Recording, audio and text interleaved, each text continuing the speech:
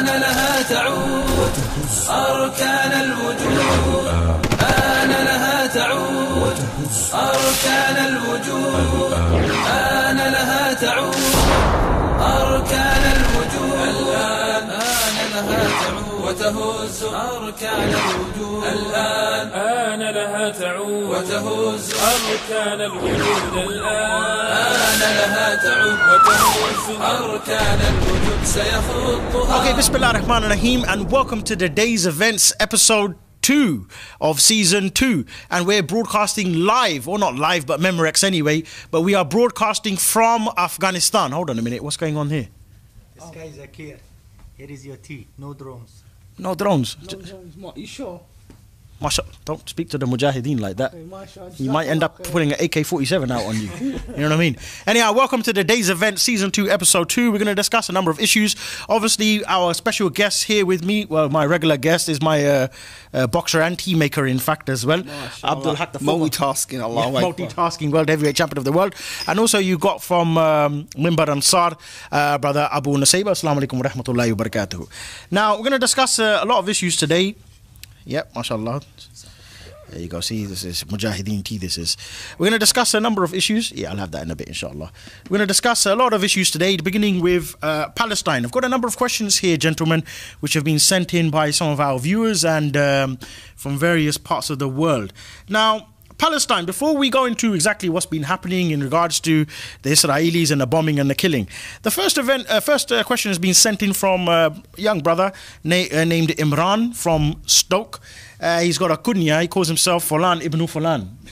Why he would call himself Fulan ibn Fulan, I don't know, but he decided to call himself Fulan ibn Fulan. Now, he said, in the recent events, we can have both your views on this. In recent events, many people have started to wave Palestinian flags to show support for the Palestinians. And prior to that, Muslims were waving flags of the countries involved in the Arab Spring. Obviously, we're talking about Asabiya, nationalism. My question, is this productive and permissible? And secondly, does it cement the false borders created by the kuffar? Absolutely. You need to understand that from... First of all, we start from a divine point of view. Muhammad sallallahu alaihi wasallam said that whoever flies a flag other than the kalimatu la ilaha illallah is not one of us. The flags of Asabiya, which the Asabiya which these flags represent, Muhammad sallallahu alaihi wasallam said about Asabiya that it stinks. It's something that smells. It's disgusting. Now we need to look for the one who understands this, the believer who understands this. He will have hatred towards these national flags. So when he sees these nationalistic flags, he knows that is not progress. He knows that the people in those lands there, they are limited in the understanding of the deen. They're not going to be calling for the ultimate solution, which is obviously to establish our deen upon a state level and to liberate all Muslim lands. And on the flip side of this, when the kuffar, they see these flags of nationalism, they have tranquility in their own hearts because they know there's no threat there. Hence, even when you mention about the uprising, initially when the uprising started, there were lots of nationalistic flags being flown. But now we can see those people who have dropped those flags of nationalism and pick up the black flag of La ilaha illallah. And for the Muslim who understands the kalimatu La ilaha illallah, he sees that and he has tranquility in his heart. When the kuffar sees those black flags, they become turmoil. So you see the flip side of the black flag and the nationalistic flag. For the believer, he hates the nationalistic flag and loves the black flag. For the kuffar, he loves the nationalistic flag and hates the black flag. So these flags are not from Islam. And I call all the Muslims to drop these nationalistic flags because to die upon Asabiya is dying on something which is not from the deen of Islam. Abu Nusayba, the questioner here, he said, does it cement the false borders created by the kuffar, those flags? What is the relationship between borders and Asabiya and our us as Muslims? Obviously, what we need to appreciate is that these flags are a product of the colonialism mentality that's been instilled inside the Ummah Muhammad sallallahu alaihi wasallam. You have to appreciate before the fall of the Tawagheed in the Arab Springs that Muslims have been living under the darkness of man-made law and foreign intervention in terms of the curriculum, in terms of their own beliefs, in terms of their own media, in terms of various sectors of society. They've been influenced by Western concepts and Western thought. One of them being secularism, one of them being an understanding of national borders and nationalism. In fact, this was instilled in the Ummah Muhammad sallallahu alaihi wasallam even before the fall of the Khilafah. This is where we find that, for example, Lawrence of Arabia was busy speaking to the Arabs and telling them that, look, you're the Arabs. You know, you should fight against the Ottoman Khilafah, and you should implement your own Arab state. And same way coming to the to the Ottoman Khilafah side and speaking to the Muslims there and saying, look, you're the Turks, you should establish your own your own Turkish state, and you shouldn't have any interest with what the Arabs are doing. So you can find that these are the products of long colonialism policy in Muslim lands. So in the fact that we understand that for a very long time Muslims have been living under this type of siege, this is why many of the ulama after the fall of this Tawagheed have decided to obviously focus on the da'wah, or bringing the ummah back to the Tawheed, to bring back the ummah back to the understanding of the Salafus Salih, to understand why the Tawheed is the most important thing they should be holding on to, and so forth. So I think when somebody looks at this, he should look at and obviously see that this is something haram, but also at the same time he should make excuses for the ummah in the sense that they're still caught up in the mentality of colonialism and so forth, inshallah, and they should be working in order to remove those barriers in the minds of the people so they can return back to understanding of Al-Islam. Inshallah. Brother Abu Nusayba, he's touched upon something very important. You mentioned colonialism. What comes to my mind is the battle of hearts and minds, how the West are using ideas like nationalism and so on and so forth to try and keep the ummah suppressed. What effect do you believe ideas such as nationalism, how does it affect the progress for the Muslim ummah? It affects the progress of the Muslim ummah to a great deal, and this is the reason why we find Muslims in various places around the world, when they hear about the sufferings of Muslims, it doesn't matter to them. For example, you could find someone maybe who's in Pakistan and he hears about the oppression of the Muslims in Palestine or other places around the world, he doesn't care. Yeah, if his brother or his so-called brother, or who he's got his heart attached to in nationalism, who's a mushrik, is injured, or some Bollywood star is in some hardship, he'll feel the pain. We find that some of the nationalism, obviously, in many different forms, obviously sports, cricket, football, things like this. So someone will see someone who's nothing to do with Din Islam, he's got love towards him when he wins, and sadness when he loses. Whereas for the Muslims who are getting bombed around the world, he feels nothing in his own heart. When he hears that the Mujahideen have been successful, he doesn't care. So it's a big problem with the Ummah today, and it's the oldest form of war, and the most effective form of war is to divide and conquer. I think one of the things we need to appreciate, gentlemen, is how the battle is taking place, not just in the last century, but for the course of the last few centuries as far as the demise of the Islamic State is concerned. It's not just a battle of bombs and drones, but rather a war of ideas, a war of capturing people's hearts and minds. Many people, Abu Nusayba, will downplay this and say, well, the battle is simply limited to guns and bullets. But does it really go beyond that? I think the issue can really be looked at by the RAND Corporation and their own reports that they gave to the American government, where they spoke about their battle for hearts and mind is actually at the core of this battle between the Islamists and the American government, its own allies around Europe. This is why Imam Anwar Awlaki rahimahullah, he has his famous talk, Battle of Hearts and Minds. In it he spoke about how the American government is systematically approaching Muslim scholars, is systematically approaching Muslim governments, is systematically trying to change the curriculum in Muslim lands, is systematically trying to kill off any scholars who carry the aqeedah of La ilaha illallah, is systematically trying to get them in prison, and so forth and so on. So meaning they understand that the individual does not move except by the thoughts and ideas that he carries. So ultimately this is very important for them, hence the media warfare in Muslim lands, and obviously hence the mislabeling of Muslims by calling them terrorists, fundamentalists, hence trying to make the cause of the Muslim not legitimate, by calling them fundamentalist, extremists and so forth, meaning trying to put the public opinion away from the supporting the Islamists and the Muslims in their own cause, to establish the Islamic State. We know fully well the American government is fearful of the Islamic State being established in the heart of Muslim lands, because it's harmful to their own interest, it's harmful to their own ideology, and it's also harmful to their own security. Okay, so fully well the American governments will try every single thing they can to make sure that the Islamic State does not basically rise up. And the point to prove this is just yesterday you had the African rebels, I believe in Congo, okay, or in some part of Africa anyway, basically where they took over. Okay, and no gunships were being sent, no drones were being sent, no soldiers were being sent. In fact, the UN so-called peacekeepers actually left them to come and invade the whole country. Now imagine if they were carrying banners of La ilaha illallah and they were saying they were going to establish the Islamic State. I wonder how the world would have reacted. In fact, we've seen all the drones, all the missiles, all the battle of hearts and minds would all be utilized in order to stop that. So I think that's very clear for anybody to see that this is a battle between the Sharia of Allah Azza wa Jal and man-made law on the earth. And even in relation to the war being on an ideological front, this is a major part of the war. We need to understand this, and definitely. We need to realize that Muhammad Sallallahu Alaihi Wasallam said to fight with your wealthy limb is your tongue. Obviously, so we know to fight with our tongue is something which is going to have benefit in it, as Muhammad Sallallahu Alaihi Wasallam said. So again, we start from a divine point of view. And even Winston Churchill, the dirty shaitani kafir that he is, he said that the war is won before the first battle first bullet is fired. Why? Because it's about the hearts and minds of the people. It's about the public opinion for the war.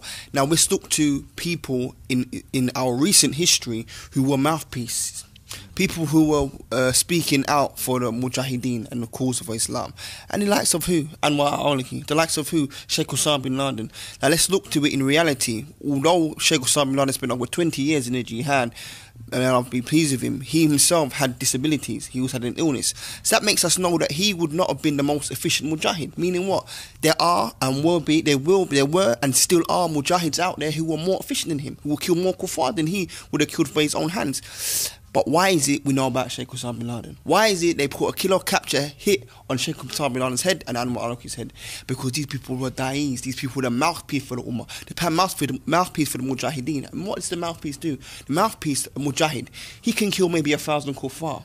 But as for the da'i, the likes of Sheikh Osama bin Laden and Anwar al-Awlaki, he will incite 1,000 believers to go and kill 10,000 kuffar. So we can see in relation to this, we're not to obviously ever undermine the war of words. I'm not saying they just fight us with their words and we remain quiet. No, if they fight us militarily, we will fight them militarily. If they fight us with words, we will fight them with words, and we won't be silent and let them remember that they're dead in the hellfire and now they're dead in paradise, whether we're the mujahid or the da'is, inshallah. I think, this reminds me, in fact, of one of the members of the FBI or the American government. In fact, they described Sheikh Anwar al-Awlaki, rahmahullah, as the bin Laden of the internet. So I think we need to look beyond the surface of what we read within the media and behind headlines and snapshot images which the media they want to push out to the Muslim ummah that, is just a physical battle and it's just a small portion who are causing, some mischief in the world, and understand the underlying issue, a battle between two ideologies, and I think we can all agree upon that. Now, going back to Israel, is that Israel, they claim to have achieved its pillar of defense, and this was in one of the Jewish media, one of the Israeli media tabloids yesterday. As far as this goals are really concerned, Abu Nusayba, do you really believe, in fact, they've achieved anything with all this bombardment in Gaza? The state of Israel is facing opposition because it's an occupying pirate state. And by killing Muslims, it only adds its own crimes that have already been pre-existing for the last, 40, 50 years. Okay, so in the end of the day, by the Israeli government saying that we've achieved our aims or our goals, what aims and goals have you achieved? You've now got many more orphans who want revenge. You've now got many mothers who, widows who no longer, have husbands who wish to see the justice. You've got cousins who don't have their own nephews. You've got uncles who are, missing, individuals from their own families. You've got fathers who are missing children. So, in the end of the day, for you to turn around and say that you've achieved your goals, that is far from the case. And obviously, you have got, an ummah, of nearly 1 billion Muslims around the world who are watching this, who are seeing this injustice. And obviously, every single one of them will want to respond by their own tongues, want to respond by their own wealth, want to respond by liberating Palestine, from the occupation of the, of the Israeli pirate state. So to say that you've achieved your aims, in fact, you've only incited, more Muslims around the world to work even harder to make sure to see that the injustices that the Muslims in Gaza face in the recent days or over the recent week, to make sure that these are never been seen again in the future. Inshallah. Now, Obama, Abdul Haqq, he's been commended, in fact, by the White House for brokering some form of ceasefire. It remains to be seen whether there's such a thing called ceasefire. What does Obama's brokering mean as far as their involvement and influence is concerned? You can see there's definitely a relationship between America and Israel. Some would even say, in fact, America is the adoptive father of Israel and Britain is the surrogate mother of Israel. You see, from a divine point of view, obviously we see that we're not to trust him first and foremost. But we need to also realise that in the same week, Obama, he said, I believe, with the most disgusting, arrogant smile on his face, I believe that Israel has a right to defend itself. First and foremost, one does not defend themselves by destroying 1,350 sites. That's not defence. That is attack. Secondly, even if we also concede the argument and overlook the fact and say that the Israelis have any right to defend the land that they stole, is not the what they call the Iron Dome defence system we have enough to supposedly defend themselves? And I even mentioned about this, that they will not fight you except behind fortresses and fortified towns. And he goes, and in relation to them feeling that they've achieved an objective of security, they haven't, because Allah goes on to, Allah says in the verse before this, he says that basically, I'll read it, I've got my phone actually, Allah mentions about what their objective. Even in Afghanistan, you got your phone? Allahu Akbar, brother. Allahu Akbar. You see the Americans, the FBI, CIA got devices to try and track us down, but we've got things to intercept their transactions, and they're probably looking for us somewhere in Hackney right now. Allahu So Akbar. how do you charge them the phone? Will you just put it inside like a chapli kebab? Or We're amongst people who can make bullets out of stone, brother. Allahu Akbar, brother. AK-47s out of piece of wood, brother. Brother, charging phone is nothing for them, brother. Allahu Akbar, brother. You think material progress? You think the West of the world, brother? The Mujahideen, brother, something else. Like iPhone 5 then.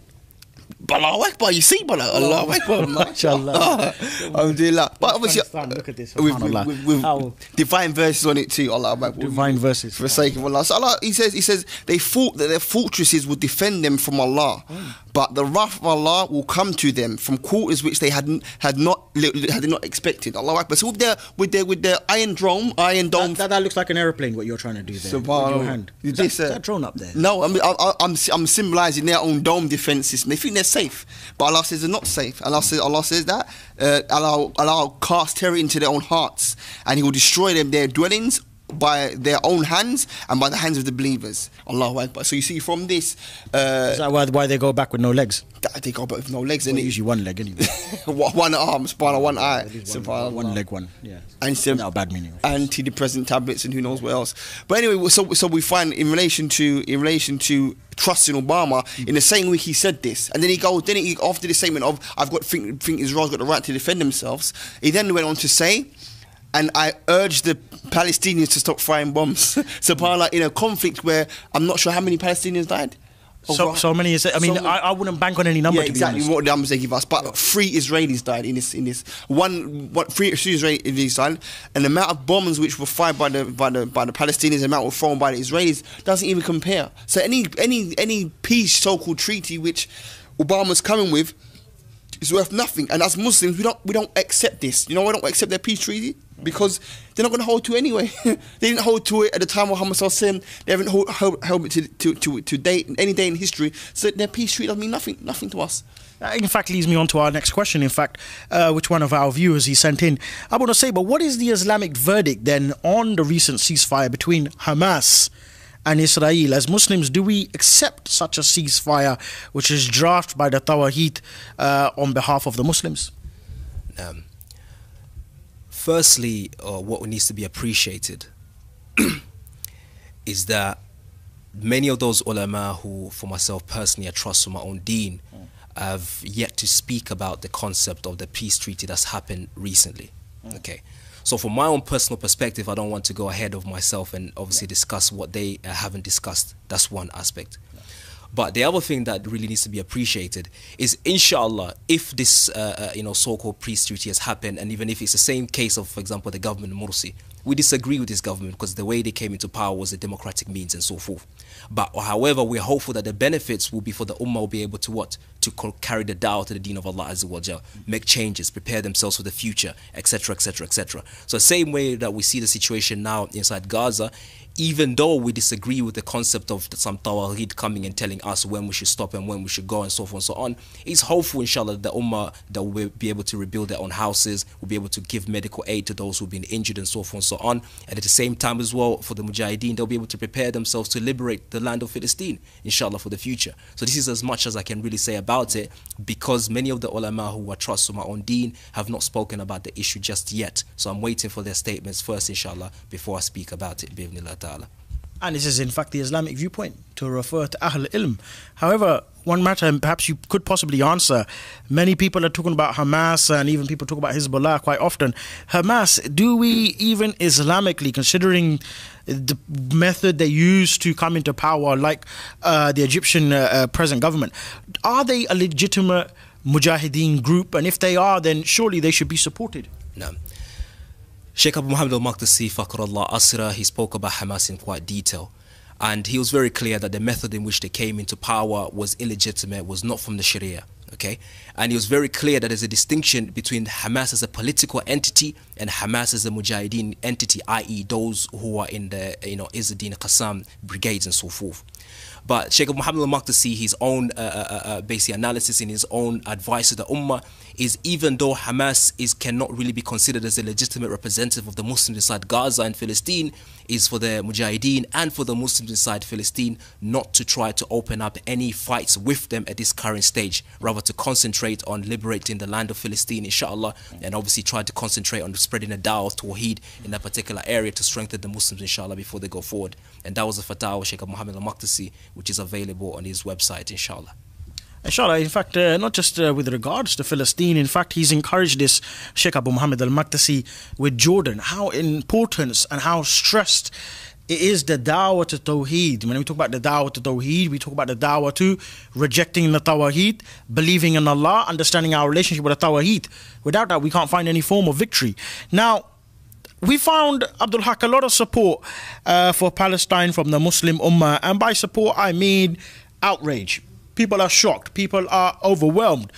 Muslims from every section, whether they be Salafi or whether they be, Ikhwani or practicing, non-practicing, and a large overwhelming majority of people who will support the cause in Palestine are not practicing it. But however, there is a significant impact that events like Palestine will have on the Muslims. People, the government, for example, will argue that many people are going to be radicalizing, be radicalized by such events. What advice can you give to those so-called quote unquote non-practicing Muslims? How do they utilize themselves, or what should the impact of Palestine have on them as Muslims? Alhamdulillah, I see that what we need to realize is that this aspect is something which the kuffar could never understand, i.e. that someone who, and I was talking to someone the other day, you could get a Muslim who's not practicing, he's committing sins openly and publicly, open fasik, yet for the sake of the deen, for the sake of the Muslims, he will go crazy. He will be willing to give whatever it takes to defend the Muslims. So this is an aspect of al-wala wal-bara which obviously the kuffar could never understand. Al-wala wal-bara, I mean to love and hate for the sake of Allah, to feel the pain of the Muslims around the world. Now obviously what you have to realise is that when events like Palestine take place, it does arise emotions in the Ummah. So my advice to those Muslims is that is an indication, if people always look to themselves as I'm no good and so on and so forth. But the fact that you become angry for the sake of Allah and you want to act and do something, that shows that you have a significant amount of iman in your own heart. So my advice to him is to act upon that iman continuously, not just at the time. We don't become reactive. We react to what the kuffar do, but rather be active in the deen, learning the deen of Allah subhanahu wa ta'ala, and obviously that will keep you firm, and obviously understand that just because they're attacking the Muslims in Palestine today and in Afghanistan today and our place around the world today, they soon will be coming out our own doorsteps, because as Muhammad sallallahu said, the world has been divided into two camps, the camp of belief and the camp of disbelief. So in reality, the one who understands the divine text, when he sees certain actions, he doesn't really become shocked. I never become shocked at what the kuffar do to Muslims, because Allah has already informed me. But what I do become shocked about is the action of the Muslims. They understand, oh believers, the kuffar are doing exactly what they're supposed to be doing. Look, is it the same camp of kuffar who ate out the liver of Hamza, radiallahu anhum? You see, it's the same camp. We see, so when we see them urinate on dead Muslim bodies, what do we expect? When we see them breaking peace treaty in Israel and bombing the Palestinians, it's not the same thing they did at the battle of the Trench. They forsake Muhammad sallallahu alaihi wasallam and Sahabas. They're doing exactly what they've always done in history. The camp of the Shaitan doing exactly what they're supposed to be doing. But what we find is many Muslims, through the development of the kuffar and through their own shaitani tongues, being lulled into a false sense of security and only being woken by bombs and bullets. But inshallah, many people will be woken by bombs and bullets. I'll be woken by other means and return back to the divine text, inshallah. And this is, very important what you've mentioned, because, people will say, what's my role, what's my responsibility in such a crisis? And I think before that can happen, if somebody is not a practicing Muslim, meaning he doesn't pray, he doesn't fast, he doesn't even pray Jummah, for example, the first thing he probably needs to establish is his Islamic identity. Affirm that or reaffirm that before he can move on to do anything. And we know from the hadith of Rasulullah sallallahu alaihi wasallam and the statements of the ulama how the knowledge, it precedes the action. Meaning, it does not mean we discourage anyone from not supporting Muslims. But if the overwhelming majority of the three of us here, we're not able to get to Palestine, for example. If we were able to, we want to be sitting here right now. We want to be sitting here in Afghanistan right now. We will be in Palestine right now. But what I mean to say is the first and foremost thing is affirming your identity, knowing who I am as a Muslim. Knowing what does my creator, what does my commander, what does he want from me? What does he demand from me in terms of my belief? And as we all know, that our belief will direct and dictate our very own actions. So I think that is a very important point for us to be aware of and have this self-awareness of oneself, knowing who I am, knowing what my purpose is in life. Now, our next question came from a brother called Yusuf al-Bakistani. He's from Pakistan, because of Pakistani, yeah? And he said about one individual, we don't like to name individuals, by the way, on this show, for fear of offense and so on and so forth. However, this was a public statement made by Yasir Qadi. He's a prominent Islamic scholar or sheikh or da'i, whatever you want to call him, inside America. And he said we should educate ourselves in the West to bring justice and peace in the Muslim lands. Our questioner, Yusuf al-Bakistani, he said, is that the sunnah of the Prophet Muhammad sallallahu alaihi wasallam in such a crisis? What we need to appreciate is that the ummah is not facing one or two or three or four problems. It's facing many problems. And to kind of summarize all the problems into one statement is obviously a mistake. So some people say, well, the way forward is tarbiyah. The way forward is we need to, purify ourselves and so forth and so on. Others will say, no, the way forward is to educate ourselves. Others will say, no, the way forward is for us to do da'wah. Others will say, no, the way forward is so forth. But when you look to the hadith of Rasulullah sallallahu alaihi wasallam, we find that in many various circumstances, it's given us a solution for those problems that we face. So for example, it's narrated from the Prophet Muhammad sallallahu alaihi wasallam. He said, by Allah, you command good and forbid evil. Or Allah subhanahu wa ta'ala will descend from the heavens punishment upon you, and you raise your hands to Allah to make dua, and Allah will never accept it from you. He will never lift this this punishment from you until you return back to commanding good, forbidding evil. So we find, and in the ummah today, where's the commanding good, forbidding evil? Hence we have many of the problems that we face today. The Prophet Muhammad sallallahu alaihi wasallam, he said that if you abandon the jihad, you chase the tails of the cows, okay, you trade in the hinna, okay, that Allah subhanahu wa ta'ala will send a humiliation upon you until you return back to your deen. So you find that today the abandonment of jihad fi sabilillah, we find many of the problems that we face today. Allah subhanahu wa ta'ala said, فَإِنْ آمَنُوا فِي مِثْلِ مَا أَمَنْتُ بِهِ فَقَدْ said, if you believe in the way the Prophet Muhammad sallallahu alaihi wasallam and his companions believe, then you'll be rightly guided. But if you turn away, then you're only in opposition, meaning you earn the anger of Allah subhanahu wa ta'ala. Today the aqeedah of Ahl Sunnah wal Jama'ah is completely away. We find that Allah subhanahu wa ta'ala said, دَارُ فَسَادْ بِبَرْ بِمَا كَسَدَ أَيْدِ النَّاسِ. Corruption has appeared in the land and the sea because of what man makes by his own hands. So we find that the presence of man-made laws, the presence of sins within the ummah, we find that there's much corruption in the ard. So to put the solution into one basket, it doesn't work like that. The solution is comprehensive, that every single person has to play their part according to their own circumstances. So those who live under the land of occupation obviously need to liberate the land. And obviously at the same time, the issue of tarbiyah, of educating, is part and parcel of this liberation. The part of returning back to the deen of Allah is part and parcel. Those who are in a situation where they live in a situation where the only avenue for them is commanding good, forbidding evil, they need to do that. They need to educate. So the education, yes, is one aspect of reviving the ummah of Muhammad sallallahu alaihi wasallam. but there are also other aspects, you know, in engaging a da'wah, in a jihad fi sabilillah, in working collectively, in returning the Muslims back to the correct aqidah, to the correct fiqh of the deen. All these aspects play part and parcel. They're all together, they're all interlinked. So we can't be أَفَتُؤْمِنُونَ بِبَعْدِ الْكِتَابِ وَتُكْفِرُونَ بِبَعْدِ. We can't be that you believe in some part of the book and you disbelieve in another part. Rather, we need to take the whole deen as a complete way of life, inshallah. And this is I just want to continue from there, from what Abu Nusayba has said. He said you can't take part of the book and leave another part of the book, commanding good, forbidding evil. From what Yasir Qadhi has said, there's many individuals like him. We don't want to concentrate and give any importance to somebody to my opinion, is somewhat irrelevant when it comes to global issues of the Muslim Ummah. But it seems to me that there is a very individualistic mentality here. I'm alright, Jack sort of attitude, as they say back in Britain. We're in Afghanistan right now anyway. But starfish mole mentality, as one mujahid put it. Starfish mole mentality. Starfish mole is in a starfish. Now we understand about the starfish. When the starfish is inside of its own shell, it doesn't matter what's going on outside. Even if the shark was to eat it, it stays in its shell, it will come out that end and be safe. So the starfish, once it's in its own shell, it doesn't matter. And that's what we find many of the Muslims today. I'm in the UK. I've got my starfish inside the Union Jack. No, so you're in Afghanistan now, though. No, I'm saying that's what the Muslims will say. Obviously, we are in Afghanistan, mashallah. Yes. I'm in the starfish. No harm is coming to me, therefore I see no evil, hear no evil. And if you want to start to open and rattle my shell by speaking about other issues, then leave me alone. You're causing problems for me. You see, you're causing fitna. You're causing fitna. But let me just come back to even this statement from Yasir Qadhi. This is a statement. This is a foolish statement.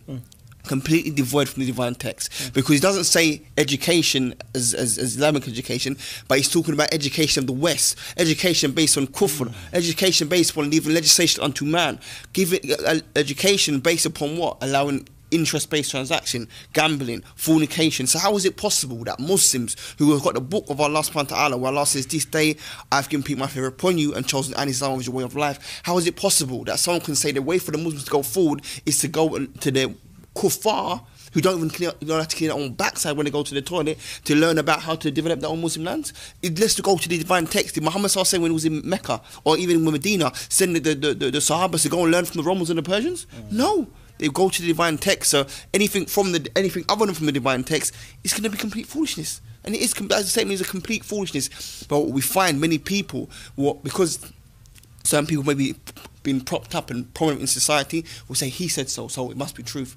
And you know the shameful thing about this? People like Yasir Qadhi, they affect the youth. Today, wallahi, I was on a dawah stall. Alhamdulillah, I was on the dawah stall. And a young brother come by in his school uniform. And you know what he said to me? He said, I was talking to some young kuffar guys, talking about Islam and certain things like this, and we got into the subject of the poppy and what it represents and so on. This young Muslim boy in his school uniform come by and goes, I'm going to join the British Army. I said, what are you talking about? He said, I said, if you join the British Army, this is apostasy, ya Sheikh. He said, I'm going to join the British Army. He says, he's walking off, he's going, at the end of the day, culture or the tradition of the people come before the religion. Where's he got this from? The people who he classes are people of scholars, people like, not probably Yasir Qadhi wouldn't say such a thing, but people who have been propped up by the kuffar to us these statements which are going to clutch you and follow, which is this crazy thing in state we find ourselves in today, regretfully. Inshallah, okay, we've got a lot more issues discussed, but we'll be back after this short break.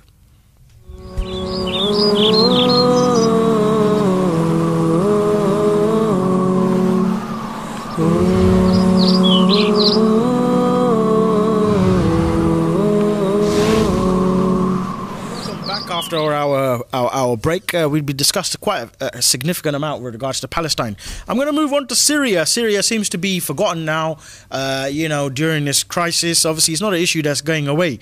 Now, one of the viewers has sent in a question. They want to remain anonymous on this one. The question is, after seeing that some of the rebel groups have rejected the Syrian National Council as the official opposition to the Assad regime, do you believe that a division has occurred between the Islamists and those fighting for freedom and democracy in Syria? Absolutely, and this division was inevitable. We need to understand and be objective from this matter that the Free Syrian Army, before Assad started to massacre the Sunni Muslims in Syria, they were members of the Assad army. So obviously we can see in that in itself is the indication to their own hearts. And alhamdulillah, no doubt, many of them would have been guided to obviously reject that regime and also maybe join the true fighters, inshallah, those people fighting to have Allah's deen established. However, we can see through what we see with our own eyes, there are people who are fighting as part of the Free Syrian Army who are fighting for democracy. And we know it will be inevitable that obviously once the Assad regime is toppled, we're going to see the West flocking there, which they have done. We see David Cameron visiting Syria last week, and before he went to visit them, they were rebels. Once he left, they were recognised as a legitimate opposition to Assad. Now, no doubt, within these meetings that he had with the Free Syrian Army, the topic of discussion would have been how are we going to, they called it, bring security to the region. What they mean by that is how are we going to bring democracy to the region? How are we going to keep the Muslims suppressed away from the divine text? How are we going to stop the Islamists coming in and establish an Islamic State?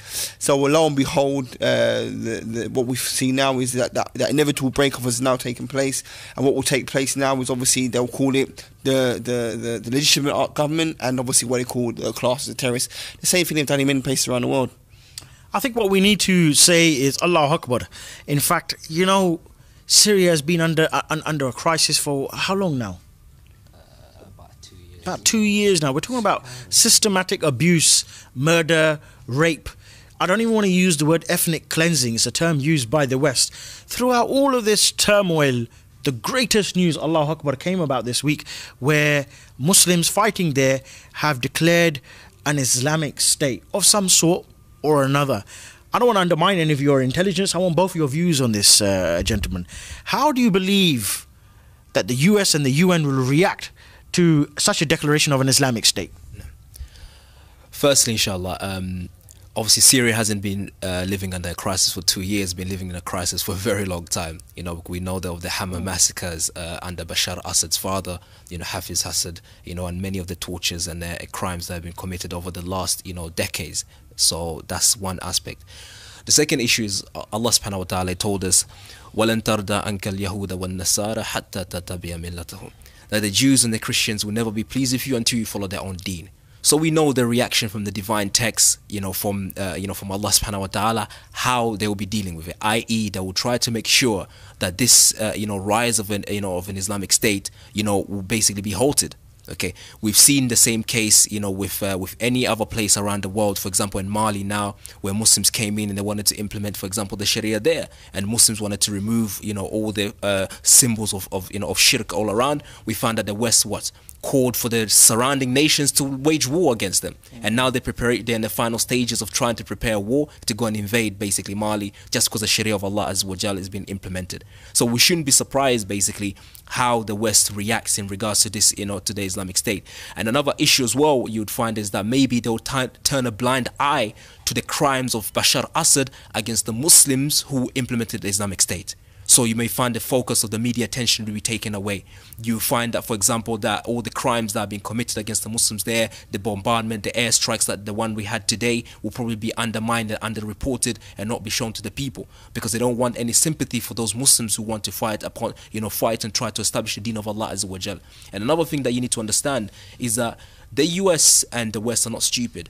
You can read the Rand Corporation reports, and you can find they know fully well exactly what the Islamists are planning and what the Islamists want to do. Basically, they know that the Muslims have got their eye on Asham. They know the Muslims have got their eye on Yemen. They know the Muslims are working to establish an Islamic State in these two particular countries. Have been focused by many of the ulama have spoken about it. So they know fully well. And from our Islamic perspective, many of the hadith of Rasulullah sallallahu alaihi wasallam about al-malhama tell us that this is the seat of many of the great battles that are going to happen in the future. So you need to understand from this context that the situation we're living now is heading towards a particular direction. Massive war, massive carnage, you know, massive fighting, etc., etc., etc. Okay, so this is something that we need to understand, that we're heading towards that direction, because this is being prophesied by the Prophet Muhammad sallallahu alaihi wasallam. So we need to be aware that the kuffars are going to try everything that they can to make sure that the Muslims do not come to power inside Syria.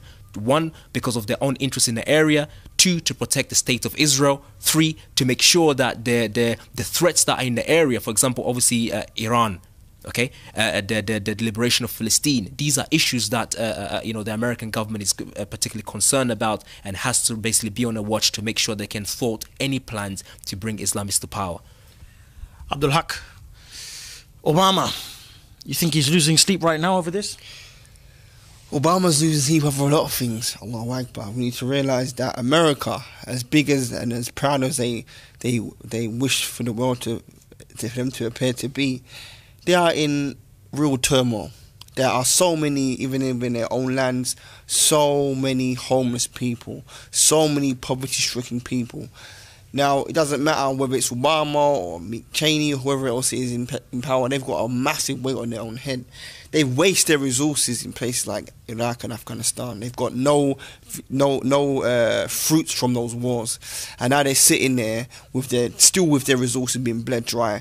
And in relation to this matter, we find they went into Iraq at a time when the Muslims in Iraq were relatively jahil, didn't really care about the deen, and they broke them up. They've done the same thing in Afghanistan. They dropped bombs in Pakistan, do the same things. You got fires burning in Nigeria, fires burning in Yemen, in Syria, all about the world today, even Timbuktu. What are these fires? These fires are the fires of the Sharia which they initially went into Afghanistan to put out. They went to put the fire out. Now they've got so many fires now, which is why you find of recent times when these fires start to roar, they haven't got the manpower, or their soldiers haven't got the morale to go in to deal with these matters. They rally up the surrounding nations, i.e. the African Union, a place like this, people like this. So we find America doesn't have the resources to deal with Syria. And they realise that their fighters understand no matter what Obama says, his fighters, they have tasted the Muslims. They have tasted the fact that the Muslims not just talk, sincerely love to die the way they love to live. And in that is the reality which they're going to be facing. And I think it's actually a blessing from Allah subhanahu wa ta'ala that the African unions are actually coming to try to fight against Islam and Muslims at a time when we are relative to weakness. We have no Islamic State, because when we do have Islam, they're having a taste of what the Muslims can do at a time of weakness. When we have Islamic State, who's going to stand in our way? China? I don't think so. Russia? I don't think so. The only people we'll be left with is America, Germany. They've all had a taste. The only person who may be foolish enough to stand in the way would be the Africans, the African unions. And now they're having a taste at a time of weakness. When it comes time of strength for the Muslim Ummah, inshallah, we'll wipe past these people and obviously fulfill the hadith of Muhammad sallallahu alaihi wasallam, where he said, Allah shall be the east of the east and the west of the west, Ummah dominator of all of it. I think what we can see and clearly appreciate is the demise of the Western empires. I think what we're witnessing now is the collapse of those empires, of superpowers, whether it be militarily or economically, in places like Afghanistan, Iraq. It holds a great amount of significance towards the shape of the world and which direction the Muslim Ummah is definitely gearing towards. Now, just to finish off with the Syria issue, is that someone asked a question, and it's a massive answer you can give. We want to try and keep this short as possible because it's a topic on its own. Syria has been described as a humanitarian crisis, a complete bloodbath. But after Syria, or beyond Syria, is there a bigger struggle after the removal of the present regime? Definitely, without any doubt, there will be a struggle afterwards. Because at this present moment, people are keeping their weapons to themselves, i.e. in a sense not firing towards each other, because they have a common goal, a common agenda, which is to remove the tyrant Bashar Assad. So hence you find many of the fatwa of the ulama, they said don't get caught up in side issues, don't get sidetracked in side fights, etc., etc. Concentrate on the biggest issue, i.e. which is Bashar Assad.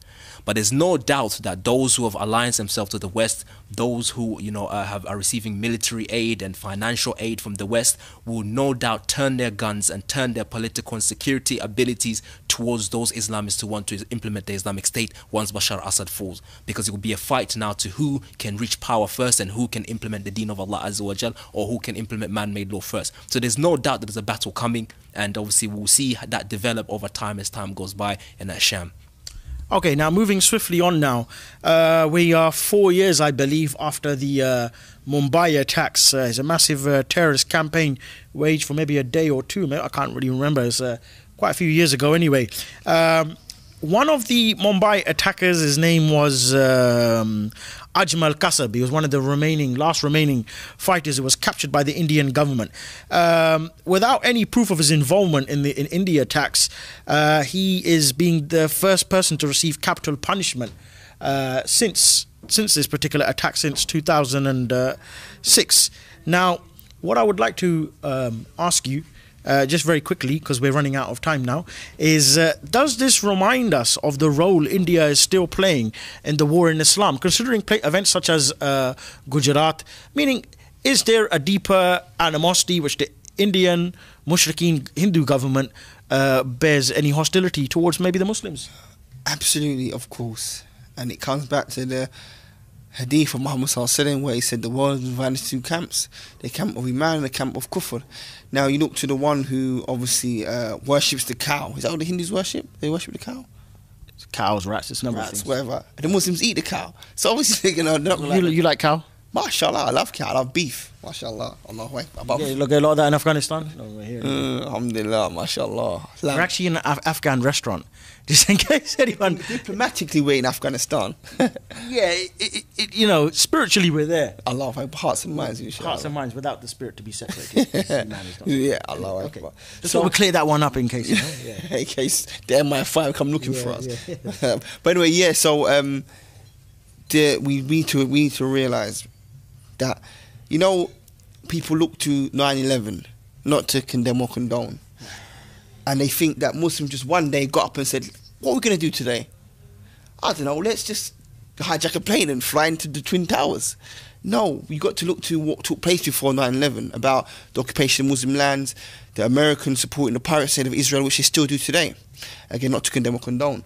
But we look to the Mumbai attacks. Did the Muslims on that day just get up and say, "What we're going to do today? I don't know, let's get some rubber dinghies and go to start shooting the place up"? No. We've got to look to what took place before then. The massacres of those mushriks to the Muslims, the raping of Muslims, Muslim women. And it's such a disgusting pattern, trend that we see. Again, not surprising to the believer, that the Muslims are supposed to take the oppression. I.e. in Nigeria, for 50 years, the Muslims have been persecuted by the Christians. 50 years. But yet the Muslims rise up. And Boko Haram now, they call classes terrorists. Which actually, ironically, if you learn, you know what like is to the believers. You know, Boko Haram, you know what it means? It means no to no to secular education, Western education. I didn't know that. That's what it means. Yeah, so what's that? What language is that? That's obviously Nigerian, isn't it? Oh, Nigerian. Yeah, Nigerian. So it's Punjabi. But these people implement the Sharia, they're the terrorists. Again, in relation to names again, Taliban. What does it mean? It means student of ilm. They after the Soviet Soviet invasion ended, the war-torn country, everyone left those mujahideen to do whatever they had to do. No infrastructure, lost their family, their wealth, everything, left them. Tyranny was taking place there. But they had enough, implemented Sharia. They're the terrorists. We find in very other places around the world, and the same again we find in India. In India, the Muslims face persecution day in day. I remember when when I was alive, a sister from that region sent him a letter. What a heartbreaking letter! How these mushriks, they took her father, put him behind the bars, then come to his own house. And said to his family, his wife and his daughter, either you let us have sexual relations with you, or your husband's going to stay in prison forever. So they conformed, obviously, and then what took place didn't stop there. They got the whole village, the people all around the town to come and do the same thing. And after the brother was free, they were still continuing the same acts, and the brother's not aware of it. This was taking place in those lands, the raping of Muslim sisters indiscriminately. But Muslims not supposed to do nothing, and when Muslims react, they're the terrorists, big song and dance. But this is a clear double standard. But what we need to realise to the kuffar is that yes, Allah has informed us about the persecution that you will do to us, and when you have the upper hand over us. But know by Allah, the one who holds heavens no pillars, when we are victorious and we have authority over you, we will not commit even an atom's weight of oppression upon you. So understand that we're not people who are going to retaliate in that way, or people who will defend ourselves. But when Muslims do defend themselves, at this time it becomes big song and dance and big commotion. But yes, India for sure is in the camp of those who are against Islam and Muslims. Okay, Jazakallah khair. We've run out of time. Just want to thank you both, Jazakallah khair, for attending and being with us. We're going to be back next week, inshallah, hopefully same time. And who knows what country we're going to be in. I don't know. Where do you fancy going? Maybe Somalia, maybe Morocco. Who knows where Allah he will take us. China. Do you have any halal Chinese restaurants? We do, in fact. I like Chinese food. HMC? HMC. MashaAllah. There's a specialist doctor just over there. He's somewhere in Tora Bora right now, snoozing. You probably can't see him right now. But he's very good. He directs me in these sort of things, to commit acts of eating Chinese food. Okay, but on a serious note, we just want to try and finish off with just, advising the Muslims, continue to make dua. Continue to make dua and sincere dua for the Muslims in Palestine, in Gaza, in all around the world. The Muslims are suffering. May Allah free the Asir, the captives of war, help the weak, help the oppressed, help those who are needy. And may Allah accept from us this very small deed in trying to open up the Ummah's eyes to the correct Islamic viewpoint. My name is Abu Walid, Abu Nusayba, Abdul Haqq. Inshallah, until next time, Assalamu alaikum wa rahmatullahi wa barakatuh. Jazakallah khairan. Forgot me. Yeah, that's it. Done. What's the last one?